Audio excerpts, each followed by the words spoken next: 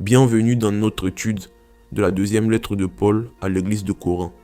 Aujourd'hui, nous voulons présenter du Corinthian et examiner ce que Paul, sous l'inspiration du Saint-Esprit, a à dire sur le devoir d'un ministre chrétien. Paul a été dur avec les Corinthiens dans sa première lettre. Il écrit sa deuxième lettre seulement après que Tite l'a rejoint et lui a expliqué comment les choses s'étaient passées avec la première. La plupart des nouvelles sont bonnes.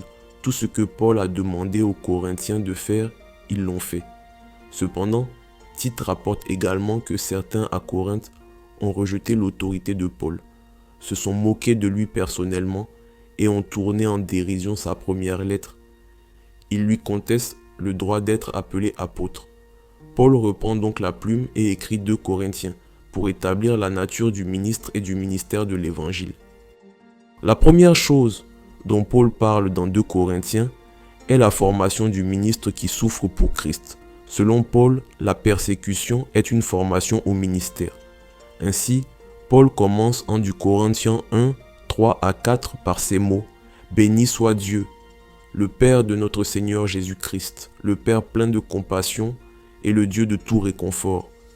Il nous réconforte dans toutes nos détresses, afin que nous puissions réconforter ceux qui se trouvent dans la détresse, grâce à l'encouragement que nous recevons nous-mêmes de la part de Dieu. » Ici, Paul établit un lien entre la souffrance et le réconfort, et développera cette idée d'être renforcé dans la foi à la suite de la souffrance pour Dieu. Afin de montrer aux ministres de Corinthe qu'il connaît personnellement ce qu'ils vivent, et qu'il peut s'identifier à leur souffrance, Paul fait part des souffrances qu'il a connues en Asie, où il a été lapidé et laissé pour mort. Il dit dans 2 Corinthiens 1, 8 à 10. En ce qui concerne la détresse que nous avons connue en Asie, nous ne voulons en effet pas vous laisser ignorer, frères et sœurs, que nous avons été accablés à l'extrême, au-delà de nos forces, au point que nous désespérions même de rester en vie. Nous avions intérieurement accepté notre arrêt de mort afin de ne pas placer notre confiance en nous-mêmes, mais en Dieu qui ressuscite les morts. C'est lui qui nous a délivrés d'une telle mort et qui nous en délivre encore. Oui, nous avons en lui cette espérance qu'il nous en délivrera encore. Paul dit qu'il y a des moments où nous souffrons d'une telle manière que le seul qui puisse soulager nos cœurs et fortifier nos esprits au milieu de notre souffrance est Dieu lui-même. Selon l'apôtre Paul, Dieu permet parfois que nous nous trouvions dans des circonstances qui nous puent vers lui, pour nous aider à le découvrir en tant que consolateur. Les ministres ainsi formés sont des ministres éprouvés pour le Christ. Avez-vous découvert le Dieu qui est là à travers une expérience que vous avez vécue? Avez-vous découvert comment Dieu lui-même peut encourager votre âme, quelles que soient les circonstances? Dieu aimerait vous le prouver. Dans son introduction aux 2 Corinthiens, Paul nous dit qu'un ministre du réconfort est un cœur blessé qui dit à un autre cœur blessé qu'il ou elle peut trouver la source ultime de réconfort en Dieu. Cela nous amène à la première leçon que nous pouvons tirer de la souffrance. Dieu permet à son peuple de souffrir pour que, lorsqu'il souffre, il reconnaisse son besoin de Dieu. En Dieu, nous trouvons la réponse aux besoins les plus profonds de notre âme et nos cœurs sont réconfortés, quelle que soit la situation dans laquelle nous nous trouvons. Cela aide à former tous les croyants pour qu'ils soient de ministres utiles à ceux qui souffrent. Nous ne devons pas manquer la connexion. Dieu permet souvent que nous expérimentons de la souffrance afin qu'après qu'il nous ait réconfortés, nous soyons équipés pour être des ministres auprès des personnes souffrantes. Notre vie se croisera avec celle d'autres personnes qui vivent le même genre de souffrance que nous. Quand cela arrive, qu'est-ce qui nous a rendus capables d'être des ministres de réconfort pour eux? Est-ce le fait que nous soyons des savants? Est-ce le fait d'avoir un titre dans l'église? Ou est-ce le fait d'avoir été blessés? Lorsque nous souffrons, nous sommes poussés vers Dieu et faisons l'expérience du réconfort que l'on ne peut trouver qu'en Dieu lui-même. Nous sommes équipés pour conduire les autres sur le chemin du Dieu qui réconforte, parce que nous connaissons le chemin. D'une manière subtile, Paul dit à ces personnes qui remettent en question son autorité apostolique: « Je suis un ministre testé et éprouvé, légitimé par la souffrance, j'ai trouvé la vérité du caractère de Dieu dans cette souffrance. Dieu est notre consolateur. Paul raconte ensuite ses souffrances à Lystre, où il a failli mourir pour l'évangile. Paul n'apprend pas seulement une grande vérité sur Dieu, mais aussi une grande vérité sur lui-même, une vérité que chaque ministre doit découvrir. Il ne peut pas, mais Dieu peut. Paul semble être perpétuellement au bord de la mort, maintenu en vie dans ce monde uniquement par l'intervention surnaturelle de Dieu. Dieu permet à Paul de souffrir au-delà du point d'endurance afin qu'il apprenne à ne pas se fier à lui-même, mais à Dieu qui peut même ressusciter les morts. Certains pensent qu'à Lystre, Paul est littéralement ressuscité. À la suite de cette expérience, Paul a la conviction que Dieu l'a délivré, que Dieu le délivre et que Dieu continuera à le délivrer. Paul dit en substance aux Corinthiens, « C'est là que j'ai reçu une partie de ma légitimité en tant qu'apôtre.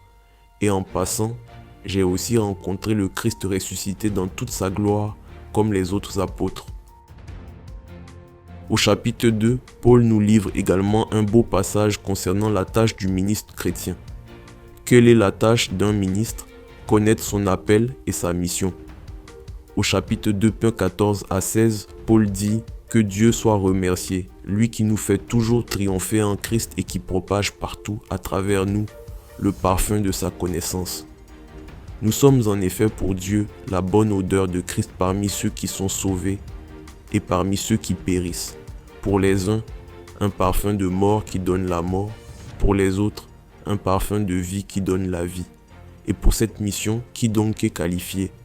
Ainsi, lorsque vous souffrez et que le fruit de l'esprit est pressé hors de vous, comme le parfum est pressé hors d'une fleur lorsqu'elle est écrasée, vous êtes le parfumé, le parfum du Christ de deux manières, la vie et la mort. Certaines personnes sentent ce parfum du Christ qui émane de votre vie lorsque la souffrance vous presse, et elles sont attirées par le Christ et le salut. Vous avez été pour eux le parfum de la vie qui mène à la vie. Ils reniflent et disent « J'aime ça ». Il suit leur nez, et ce parfum les conduit à Jésus et à toute la vie qu'il apporte à ceux qui l'aiment. D'autres par contre sentent le parfum du Christ qui se dégage de votre vie écrasée, et le parfum du Christ les provoque. Ils le rejettent. La corruption en eux rend le Christ repoussant comme le parfum de la mort. Leur nez les fait fuir vers leur propre mort. En d'autres termes, Paul dit qu'en exhalant ce parfum du Christ dans le monde en tant que ministre du Christ, vous scellez la condamnation de certains à la mort éternelle et vous en conduisez d'autres à la vie éternelle. Faut-il s'étonner que Paul termine cette révélation en demandant « Et qui est capable de faire ces choses ?» Une plus grande connaissance s'accompagne d'une plus grande responsabilité. Ceux qui prêchent la parole de Dieu apportent une plus grande connaissance, conduisant certains à la vie et forçant d'autres à sortir de l'ignorance par la confrontation. C'est un fardeau qu'aucun homme n'est qualifié pour porter. En effet, si le choix revient au ministre, combien serait-il atroce, comme le fardeau du juge, qui doit distribuer la mort et la vie en prononçant la culpabilité ou l'innocence. Le choix ne revient pas au ministre, comme s'il décidait de tout. Paul note dans 2 Corinthiens du 17, en effet, nous ne falsifions pas la parole de Dieu, comme le font les autres, mais c'est avec pureté, c'est de la part de Dieu, en Christ et devant Dieu que nous parlons. En effet, les vrais ministres sont des intermédiaires pour le Christ grâce à l'action du Saint-Esprit. Paul dit dans 2 Corinthiens, soit 3, 4 à 6, « Telle est l'assurance que nous avons par Christ auprès de Dieu. Je ne dis pas que nous soyons capables, par nous-mêmes, de concevoir quelque chose comme si cela venait de nous. Notre capacité, au contraire, vient de Dieu.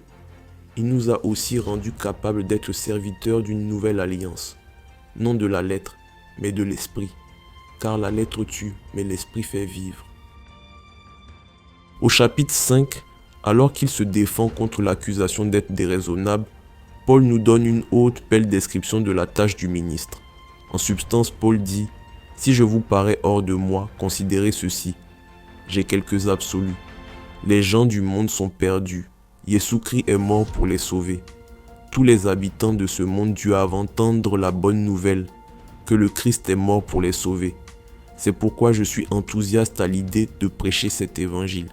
Je vis différemment parce que je crois en ces absolus spirituels. Dans ce contexte, Paul nous dit au chapitre 5, 17 à 21 qu'il est engagé dans un ministère de réconciliation. C'est le cas de tous les vrais ministres du Christ. Si quelqu'un est en Christ, il est une nouvelle créature. Les choses anciennes sont passées. Voici, toutes choses sont devenues nouvelles. Et tout cela vient de Dieu qui nous a réconciliés avec lui par Christ et qui nous a donné le ministère de la réconciliation. En effet, Dieu était en Christ. Il réconciliait le monde avec lui-même en ne chargeant pas les hommes de leurs fautes. Et il a mis en nous la parole de la réconciliation. Nous sommes donc des ambassadeurs pour Christ, comme si Dieu adressait par nous son appel. Nous supplions au nom de Christ. Soyez réconciliés avec Dieu. En effet, celui qui n'a pas connu le péché, il l'a fait devenir péché pour nous, afin qu'en lui, nous devenions justice de Dieu. Ce que Paul dit, comme nous l'avons vu précédemment, c'est ceci. Au commencement, Dieu et l'homme sont ensemble. Ils sont ensemble. Mais Dieu a créé l'homme comme une créature de choix. L'homme a choisi et continue de choisir de se détourner de Dieu. Parce que Dieu est saint et juste, cette rébellion crée une brèche entre l'homme et Dieu. Lorsque Jésus est mort sur la croix, il a ouvert la voie à la guérison de cette brèche en s'offrant lui-même, le seul homme innocent, comme ultime sacrifice pour le péché. En Jésus, l'homme est réconcilié avec Dieu. La rédemption est accordée à tous ceux qui sont liés à lui. Il reste aux hommes et aux femmes qu'à se repentir, à revenir à Dieu et à accéder à cette rédemption en devenant disciples du Christ. Tel est notre ministère de réconciliation. Nous disons au monde, ne savez-vous pas que le Christ a ouvert un chemin vers Dieu? En Christ, Dieu est réconcilié avec l'homme. Par le Christ, vous pouvez être réconcilié avec votre Créateur. Dans ce magnifique passage où Paul nous parle de la tâche du ministre, il dit « C'est notre tâche, la tâche de chaque chrétien, être un ministre de la réconciliation. Nous devons aller vers les gens qui sont perdus et éloignés de Dieu et leur dire qu'un homme est mort pour tous. Il est mort pour vous. En mourant pour vous, il a rendu possible la réconciliation entre Dieu et vous. Maintenant, retournez-vous et réconciliez-vous avec Dieu. En conclusion, souvenez-vous que ce ministère de réconciliation est le vôtre, que vous soyez un ministre professionnel ou que vous ayez accepté le don du salut aujourd'hui même. En expérimentant la souffrance, vous devenez plus qualifié pour transmettre ce message aux personnes qui souffrent. Demandez à Dieu qu'il vous aide à voir votre souffrance de cette manière et que vous ayez l'audace de proclamer le Christ à un monde qui en a besoin.